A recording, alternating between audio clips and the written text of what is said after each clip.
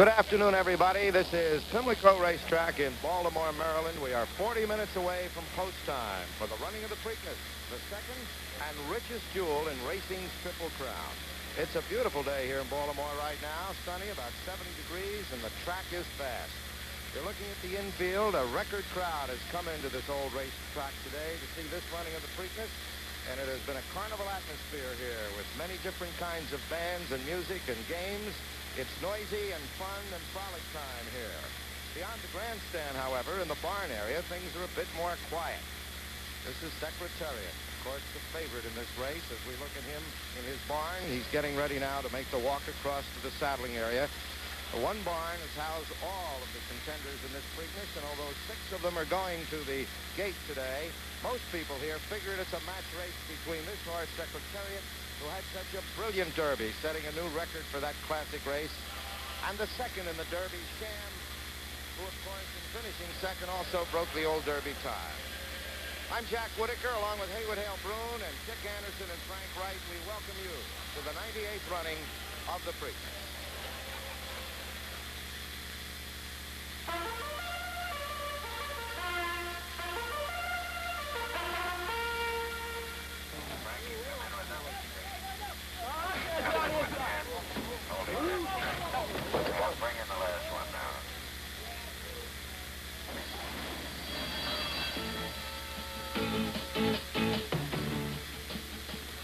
From the Pimlico Racecourse in Baltimore, Maryland, CBS Television Sports presents the 98th running of the Preakness, second jewel of the Triple Crown of racing.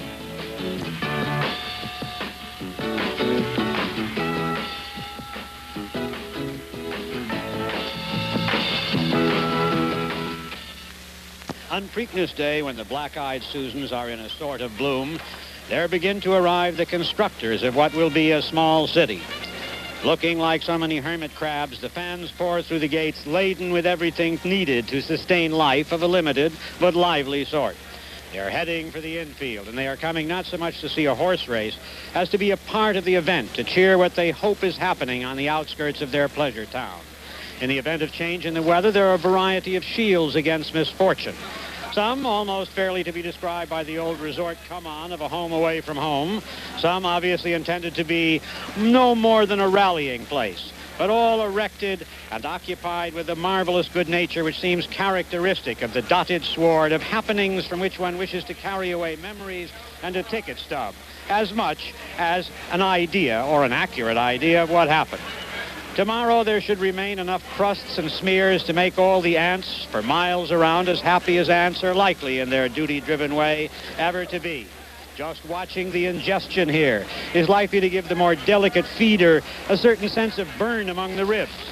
There are, of course, games out here which the knobs in the boxes miss. Games ranging from the organized aggressions of lacrosse to the swirling, sloppy, happy choreography of sort of touch, sort of tackle football.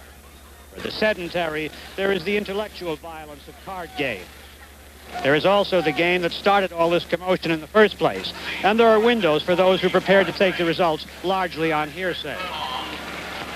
Music is everywhere and of almost every kind, chamber groups being rare at racetracks, and the mellow boom of steel bands at one end of the infield is a kind of counterpoint to the pounding soul beat which entertains the fans at the other.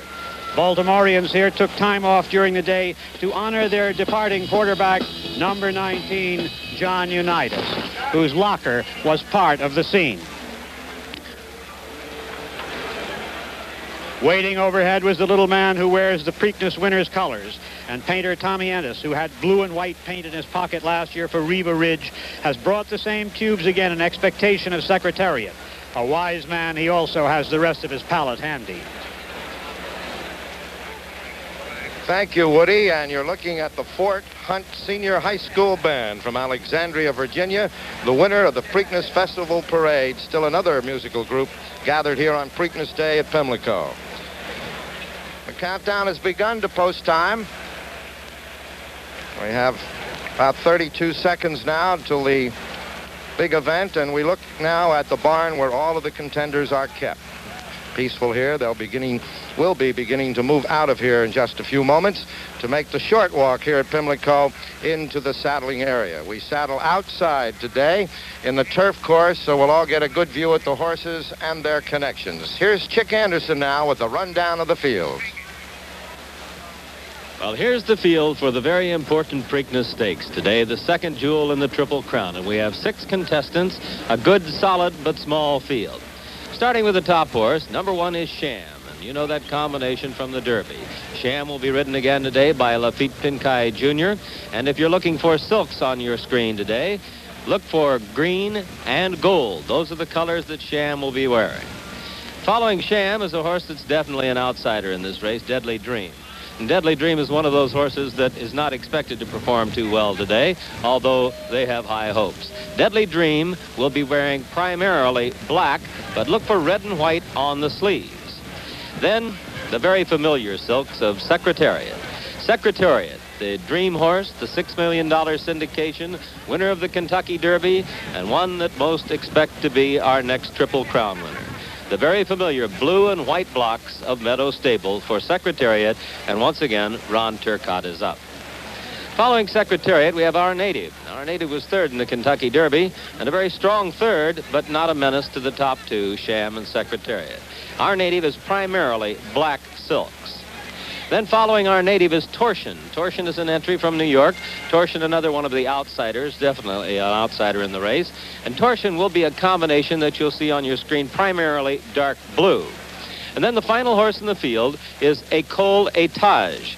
École Etage is a very quick horse, is expected to take the lead in the Preakness today. How far he'll go is, of course, some question. But on your screen, you'll be looking primarily at very light blue with black cross sashes. Well, that's our field in the Preakness today, and we're getting close to post time now. Well, Frank, as we take a look at the Derby from 2 weeks ago, I think 2 things are apparent here. First, that Sham may have had some real excuses, and secondly, that Secretariat ran a brilliant race. And I think it all began right before the race when one of those strange things that sometimes happens in horse racing occurred. Jack, it's a terrifying thing to horse rider, assistant starter, and all connections when this occurs. There you see the rider, Santiago, being extricated by an assistant starter, and 1,000 pounds of Twice a Prince reared up with his feet over the stall guard.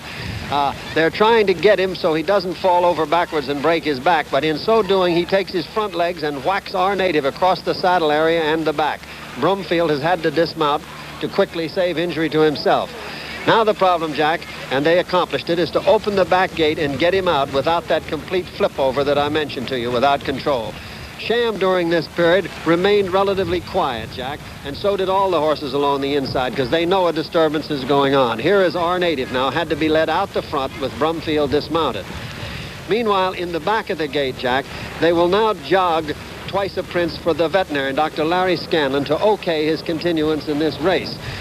In a moment, the rider, Santiago, will be put on, and he also gets a feeling. If there's any unsoundness, he will report it to Dr. Scanlon, and they'll either re-examine or scratch. In this instance, he was deemed sound enough to continue in the race. There's Santiago readjusting his equipment. Here is the start from head on. That is Sham circled, and watch him get bumped now by the horse to his right, Navajo, and again. At this time already he had those 2 teeth loosened, so he was in pretty bad shape at that point. Here from another angle, the start. And here you will see how Secretariat got away. He is 1A and looks to be dead last at this point. It was a slow start, Jack. The chart called it 11th, but he was last before they'd gone a few feet. But now watch the move he puts on. That's Secretariat on the outside and running third. Shecky Green on the rail, number 2, and Sham at this point leading. But watch Secretariat fly. He comes around the turn on his right lead, Jack, and under the right-hand whipping of Turcotte, he starts in towards his foe. Sham, meantime, under left-hand hitting, is coming out. And you see 2 great human athletes here adjust to avoid collision. Turcotte's stick now in his left hand, and he gets away from Sham. And now Secretariat makes it all the way as Turcotte looks back and goes on to set a new Kentucky Derby record. Sham, in finishing second, also broke the old Derby record time.